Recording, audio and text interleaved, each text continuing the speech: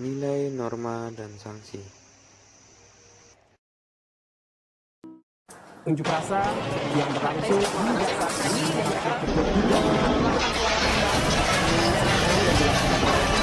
Suasana di Selipi masih belum kondusif.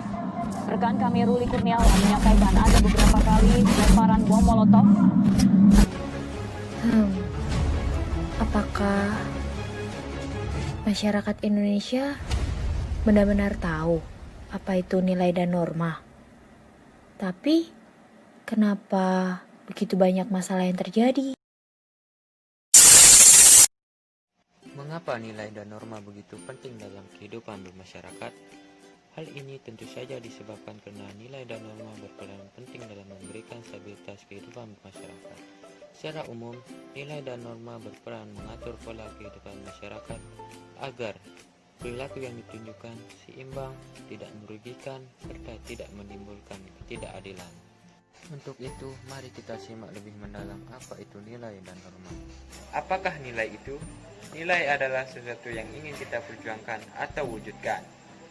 Apabila sesuatu itu semakin bernilai, maka kita akan semakin memperjuangkannya.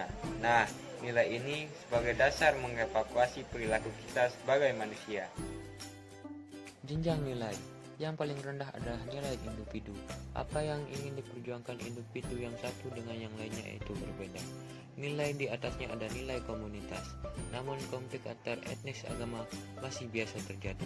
Oleh karena itu, jenjang nilai paling tinggi adalah bangsa, di mana yang mempunyai nilai yang mampu mengatur struktur sosial yang ada di bawahnya. Fungsi nilai antara lain: 1. Alat untuk menentukan kelas sosial seseorang dalam struktur stratifikasi sosial. Yang kedua, mengarahkan untuk berpikir bertingkah laku sesuai nilai yang ada. Ketiga, alat solidaritas untuk saling bekerja sama. Dan keempat, pendorong untuk selalu berbuat baik. Nilai dominan biasa dianggap lebih penting daripada yang lainnya. Penting tidaknya dilihat dari banyaknya yang menganut, lamanya nilai itu digunakan, tinggi rendahnya usaha yang memperlakukan nilai itu, dan prestise. Selanjutnya ada nilai mendarah daging. Nilai ini telah menjadi kepribadian dan kebiasaan, sehingga nilai tersebut tidak melalui proses berpikir dalam pelaksanaannya. Nilai tersebut telah tersosialisasi dari kecil. Apabila seorang tidak melakukannya, maka mereka akan merasa malu. Materi selanjutnya, norma. Apakah norma itu?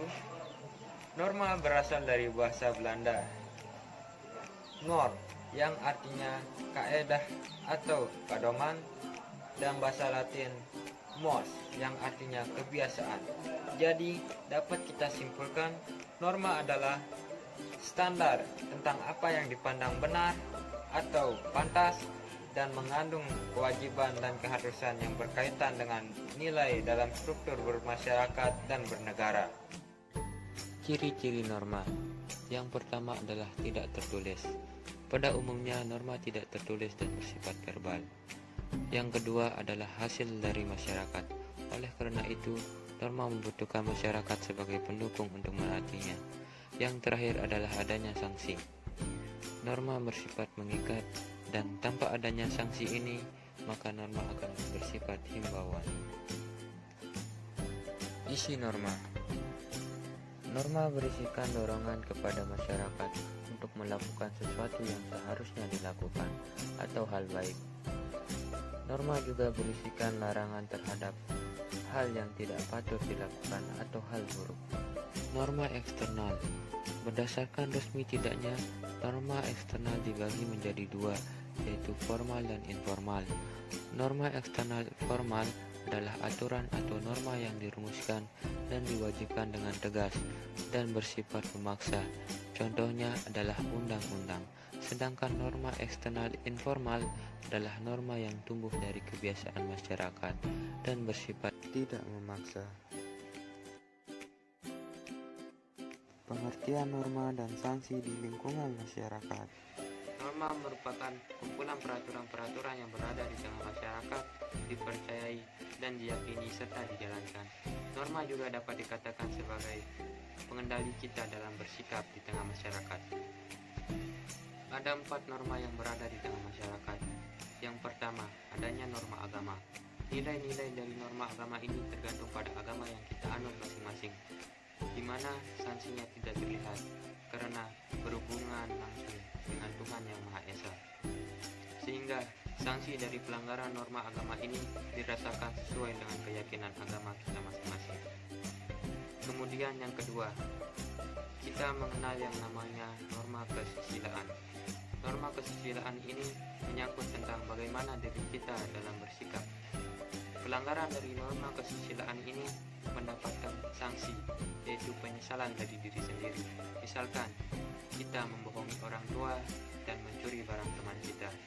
Setelah melakukan hal tersebut, kita akan menyesal.